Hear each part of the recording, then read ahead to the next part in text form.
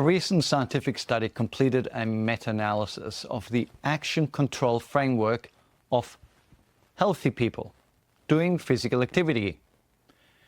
It can be concluded from this that out of people intending to engage in physical activity, 46% were successful. Healthy people. So what do you think are the chances of chronically ill people following through with their intentions to do things? Now, have you found yourself putting your dreams on hold because of your health?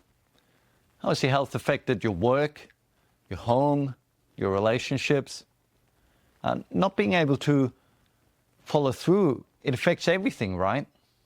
And it's not our fault. When you're ill, there are limitations.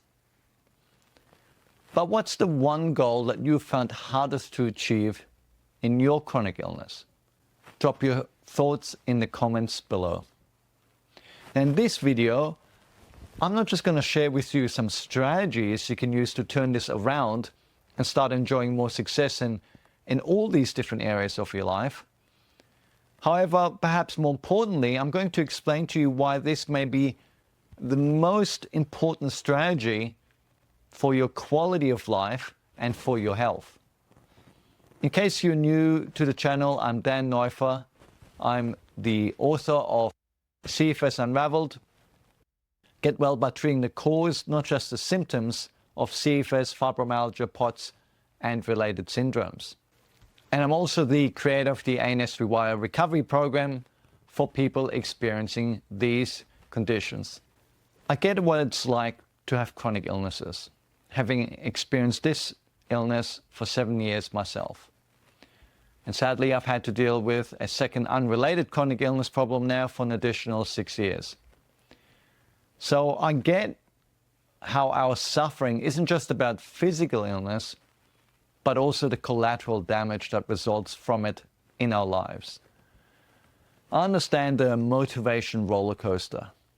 We're eager to improve our health, to do whatever can be done, but we struggle often with follow-through. It's disheartening sometimes, and it can sap our confidence.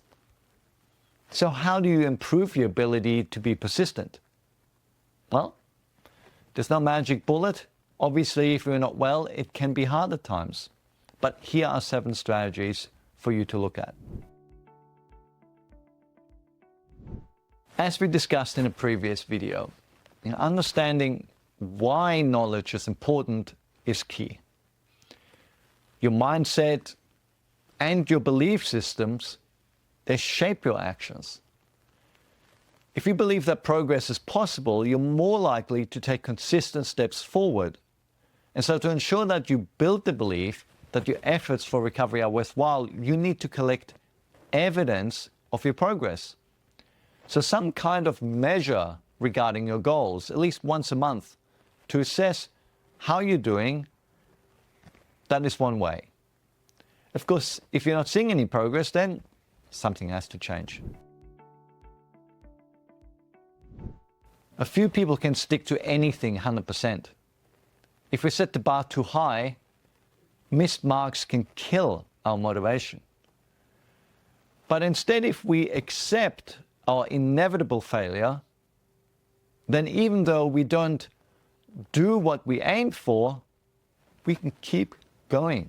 That is a key to success, the key to resilience, the key to progress, to keep going, right? But keep going doesn't mean pushing.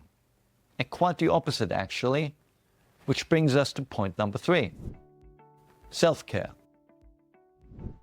So maybe that sounds boring. You just want to get stuff done. You're probably sick of excuses and falling short of your aspirations. I get it. But if you think about it, the reason you fall short is because you don't feel up to doing these things you aspire to. If you're feeling better, you can do more of the things that you wish to do. Therefore, if you want to be more persistent, your number one focus clearly has to be self-care. Like when the masks drop in an aeroplane, you put the mask on yourself first, right? Look after yourself first. Number 4, self-compassion. Look, this is really part of point 3, but because it's so big, it actually stands as a strategy in its own right. Think about it. It's one thing trying to support yourself physically and doing self-care like that, but if you're harsh or critical of yourself, how sapping is that? I think many of us think the stick approach works. And perhaps we've lived a life of being harsh with ourselves, or tough. You might call it being tough, doing the impossible. Yeah, but how is that strategy working out now? Hopefully you can see that a vulnerable person needs a gentle approach. And whether you realize it or not, you are vulnerable as a chronically ill person. So you deserve kindness and compassion.